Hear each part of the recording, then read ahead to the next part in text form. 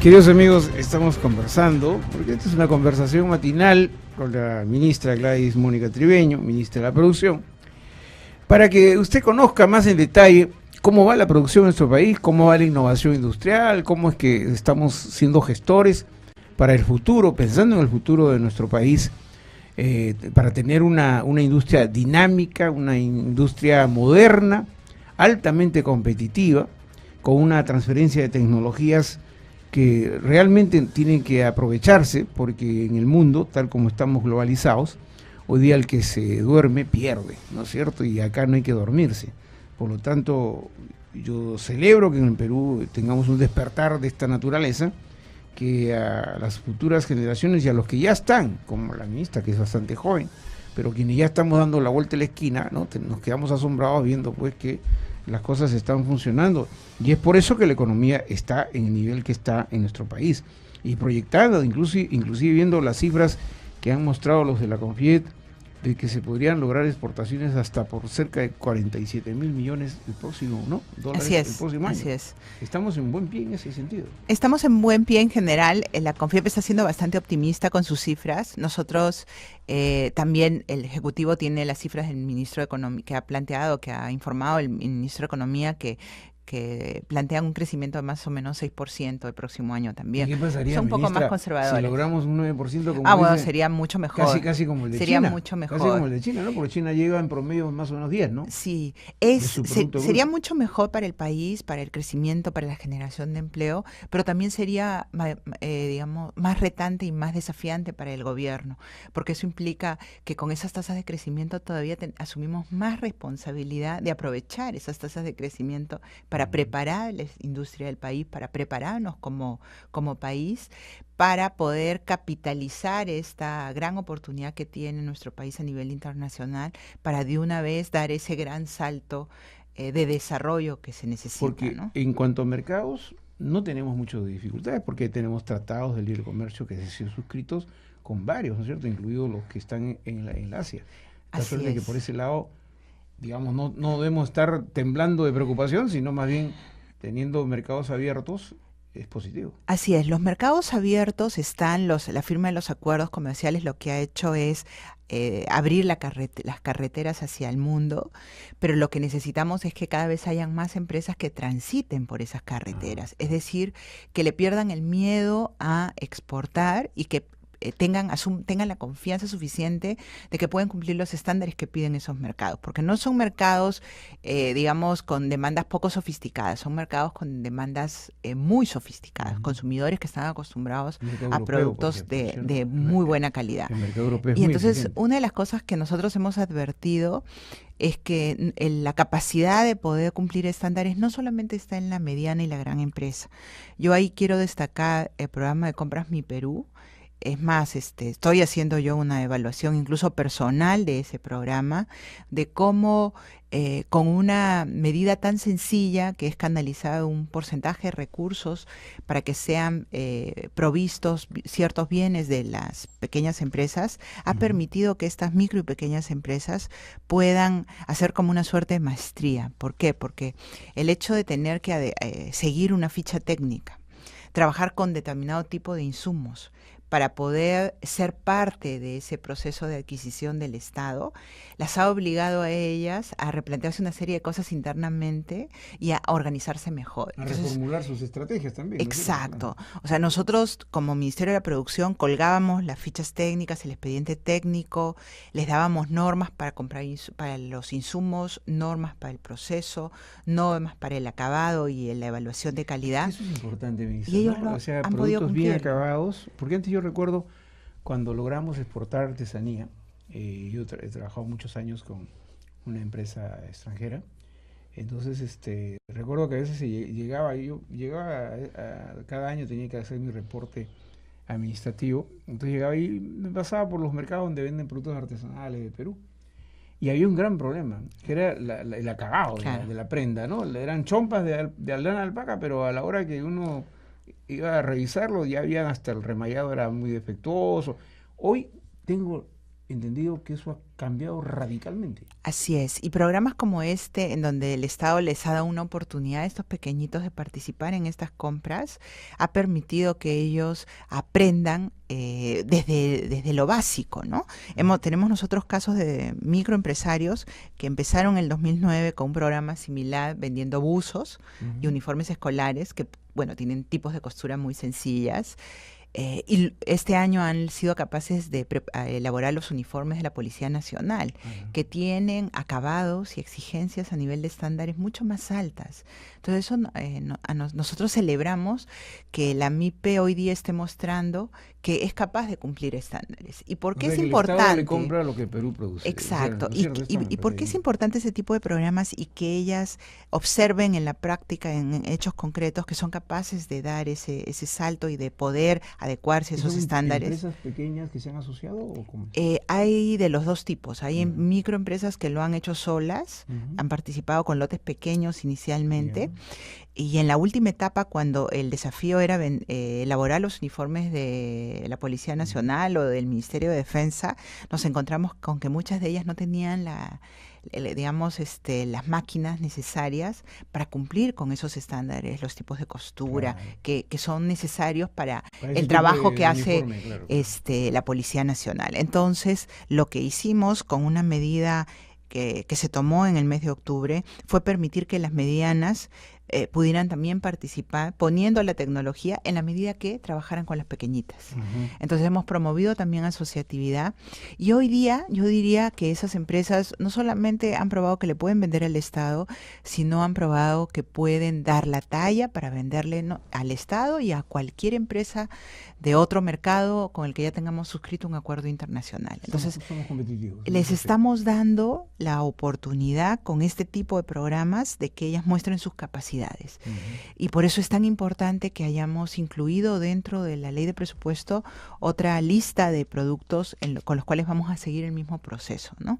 Están carpetas, frazadas, uniformes para el Ministerio de Salud, cocinas mejoradas. Además, las MIPES, ¿cuánta gente logran la ocupación, ¿no? Exacto. Es enorme. Son más o menos ¿cuántas MIPES tenemos? ¿En 3 millones? Nosotros, sí. Ese es el número aproximado entre formales e informales, pero adicionalmente... Que genera mano de obra más o menos de, ¿qué? Unos 6 millones. Sí, no, estamos hablando de que ellas generan el 65% de empleo. Porque muchas son nucleadas familiarmente, ¿no? Sí, en algunos casos hay trabajos familiares no remunerados, dan trabajo familiar no remunerado, pero también hay trabajo remunerado. Y muchos medianos empresarios han salido de MIPES, ¿no? Pero por supuesto. Han desarrollado por supuesto que sí, ¿no? Muy bien. Y entramos en un sector un poco complicado, que es la pesca, ¿no es cierto? ¿Y por qué? Porque siempre hemos escuchado expresiones de la Sociedad Nacional de Pesquería, hemos escuchado a los artesanales de la pesca que dicen que están siendo afectados. Hay muchos sectores involucrados, evidentemente, en la industria de la harina y aceite de pescado, en la pesca para el consumo humano. ¿Cómo se está fiscalizando y cómo se está administrando este sector, ministra, para, digamos, empezar a aclarar la situación? Bueno, nosotros hemos empezado la gestión buscando 3 objetivos en el sector pesca. Lo primero, el ordenamiento. Porque si bien es cierto, para el sector industrial, el de harina y aceite de pescado, el año 2008 se dio la ley de cuotas que en buena parte ordenó muchos de los problemas que tenía el sector industrial. Ese ordenamiento no alcanzó al sector artesanal, que como resultado de que no fue alcanzado por ese ordenamiento, ha ido creciendo desordenadamente a lo largo de los últimos años. Entonces nos encontramos un sector con varios problemas a nivel de la distribución de oportunidades, por decirlo así. Tenemos un sector en donde la mayor cantidad, digamos, de riqueza se genera por el sector vinculado a la industria de harina y aceite de pescado, y sin embargo el censo artesanal arroja que los pescadores artesanales ganan menos de 500 soles mensuales, o sea, ni siquiera el equivalente a una remuneración mínima vital. Entonces ahí teníamos que buscar nosotros, primero ordenar, teníamos que fortalecer a la pesca artesanal, estamos hablando cerca de 55.000 familias que viven de esta actividad a nivel de todo el litoral. Tenemos un litoral de cerca de 3.000 kilómetros a nivel de todo el país. Nos encontramos con un sector de pesca artesanal casi abandonado, un solo desembarcadero de pesca artesanal que cumple la norma sanitaria. muchos de ellos sin mantenimiento. ¿Dónde está ese? Ese es el desembarcadero de pesca artesanal de San Andrés, es el único. Y ni siquiera estaba del todo bien hecho, porque hemos tenido que invertir este año más de 1.200.000 soles para darle mantenimiento. A nivel de embarcaciones hemos encontrado 16.000 embarcaciones en total. ¿De gran tonelaje? No, eso estoy hablando de la pesca pesca artesanal, de la pesca artesanal. 16.000 embarcaciones, 44.000. ¿Qué dan mano de obra cada embarcación? ¿2, 3 personas? Sí, a ver, vamos a sacar la línea. Sí, son 3 personas aproximadamente, porque son 44.000 pescadores artesanales, ¿no? y 12.000 armadores, o sea, que son dueños de las embarcaciones, que no necesariamente hacen el trabajo, ¿no? Entonces nos encontramos con eso, nos encontramos con un sector que no había pasado por un ordenamiento, no se cumplen las normas. Así es. Y además de eso, que el grueso de la pesquería, de la riqueza del mar peruano, casi en un 98%, si es que analizamos solo la pesquería más importante, que es la anchoveta, se orientaba básicamente a la harina y al aceite de pescado, ¿no? Entonces, si nosotros queremos cambiar esa estructura de orientación, si nosotros queremos generar nuevas oportunidades, teníamos que ordenar el sector. Y ese ordenamiento obviamente iba a alcanzar incluso a la propia industria. O sea, un ordenamiento o reordenamiento que pisa callos. Un ordenamiento que pisa callos, ¿no? Y que era necesario hacer. Habría que, digamos, si uno, como dicen, si uno quiere hacer una tortilla, tiene que romper algunos huevos. Sí. Entonces, eso era lo que tenía que pasar. Sí, hemos empezado ya el proceso de arqueaje para que se revisen las embarcaciones de menor escala, porque hicimos una recategorización. Primero creamos una nueva franja. Siempre habían habido 2 franjas, de las 0 a las 5 millas, y a partir de la milla 5 en adelante pescaba la pesca industrial, ¿no? 0 las embarcaciones 5 es artesanal. Siempre había sido así, de 0 a 5 era una categoría, digamos, agregada, donde se ponía todo lo que era pesca artesanal. Y a partir de la milla 5 en adelante era la pesca industrial. El gran problema era que dentro de las 0 y 5 millas se había generado una suerte de flota de embarcaciones que ya no se pueden llamar o categorizar como artesanales, porque son embarcaciones que orientan bajo el marco de la ley que se ha venido dando en los últimos años también, y que nadie se tomó el trabajo de cuidar. Oye, ¿qué estamos creando? ¿Qué es lo que estamos haciendo? ¿Esa es la flota de la que se cuestiona y se dice que de menor escala? Y que también hace pesca de arrastre. No, es pesca, la pesca de anchoveta es pesca con cerco. ¿Ya? Y esa pesca con cerco ha ido creciendo de tal manera que a lo largo de los años se han ido dando normas que les permiten a ellos orientar legalmente parte de lo que pescan a el consumo humano indirecto también. Esto es también a la industria de harina de pescado, ¿ya? A pesar de que su razón de ser para poder llamarse pesca artesanal debería ser consumo humano directo, esas embarcaciones en la práctica no hacían eso. Y peor aún, sin control y sin supervisión, estas embarcaciones estaban reorientando más de lo que permitido por la ley hacia la harina de pescado, con lo cual no estábamos cumpliendo el objetivo. ¿Y los supervisores? Lo que pasa es que la pesca artesanal como, digamos, categoría agregada había sido transferida por el Ministerio de la Producción con una especificación que en algún momento de la historia del Ministerio de la Producción se consideró que implicaba también transferir la función de supervisión. Aunque nosotros en la evaluación que hemos hecho tenemos la certeza de que esto no es así. Y se transfirió a los gobiernos regionales. Entonces, ¿qué es lo que ha pasado? Que este proceso, en algunos casos, no en todos, porque hay gobiernos regionales que han trabajado de manera muy ordenada, ha generado un crecimiento desmedido de la flota y del esfuerzo pesquero dentro de las 5 millas. Nosotros nos hemos encontrado un sector en donde teníamos cada vez cuotas de extracción que iban reduciéndose a lo largo del tiempo, una biomasa que también presentaba la misma evidencia como resultado y consecuencia de ese desorden. Entonces nosotros decidimos hacer el cambio.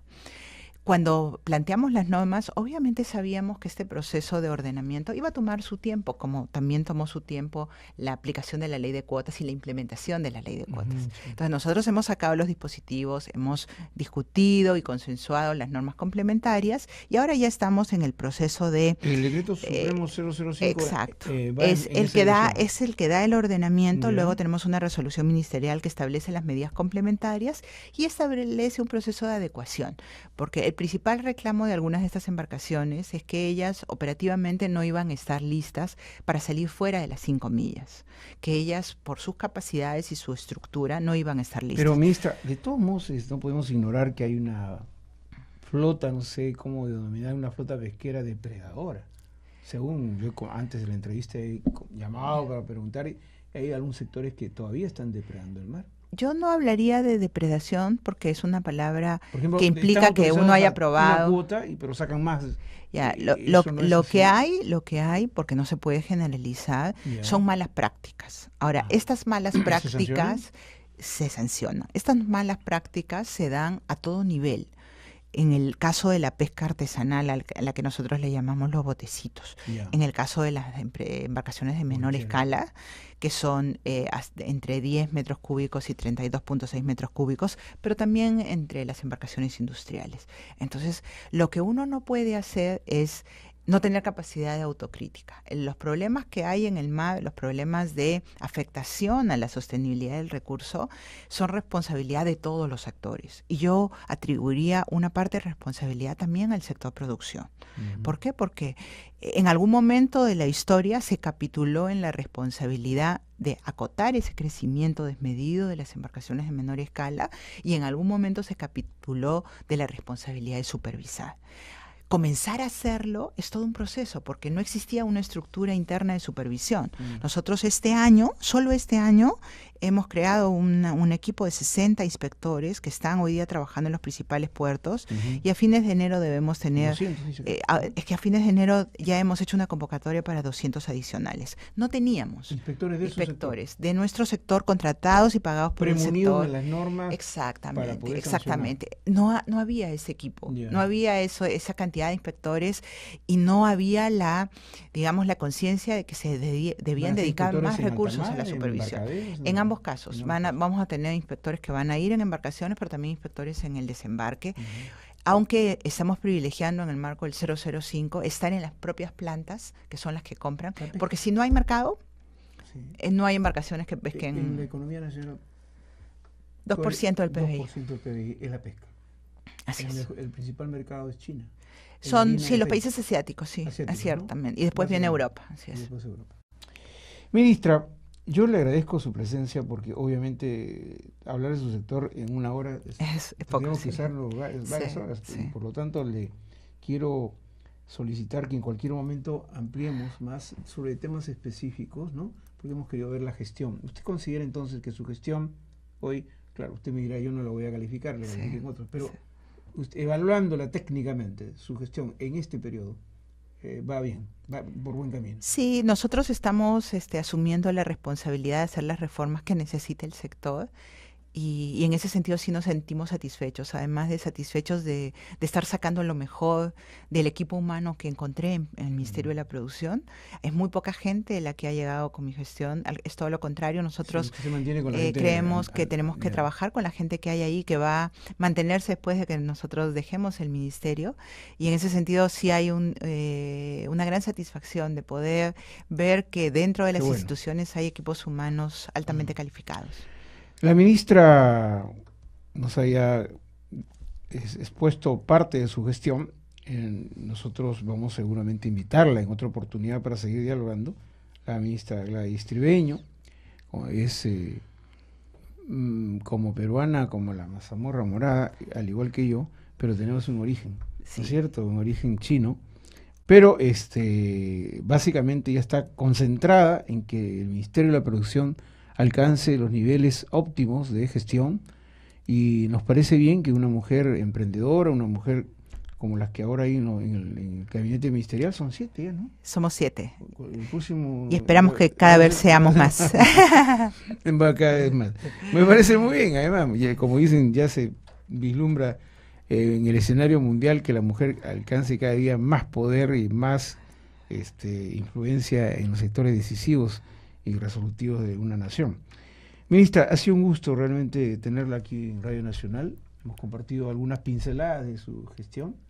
Yo le deseo mucha suerte para este 2013, que reciba usted un año muy productivo, por decirlo de alguna manera, en función a su despacho, y con los deseos, me imagino, de todos los ciudadanos de que cada día nuestra economía siga marchando por buen camino, porque así vamos a aliviar los problemas de la pobreza, vamos a aliviar el problema de la desnutrición y muchas otras cosas que se han convertido casi en problemas endémicos en el país.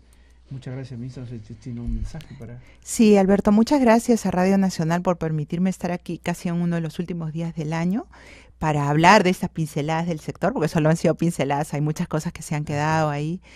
Y yo transmitirle a todos los peruanos un saludo por este fin de año, que el 2013 sea para todos los peruanos un año de más igualdad entre todos, más redistribución de oportunidades, con mucha salud y mucha unión en las familias de todos los peruanos. Creo que eso es el deseo de todo el equipo que hoy día está bajo el liderazgo del presidente Ollanta Humala, y estamos nosotros todos comprometidos con ese quehacer. Así que lo único que podemos ofrecer es mucha pasión en lo que hacemos y mucho trabajo.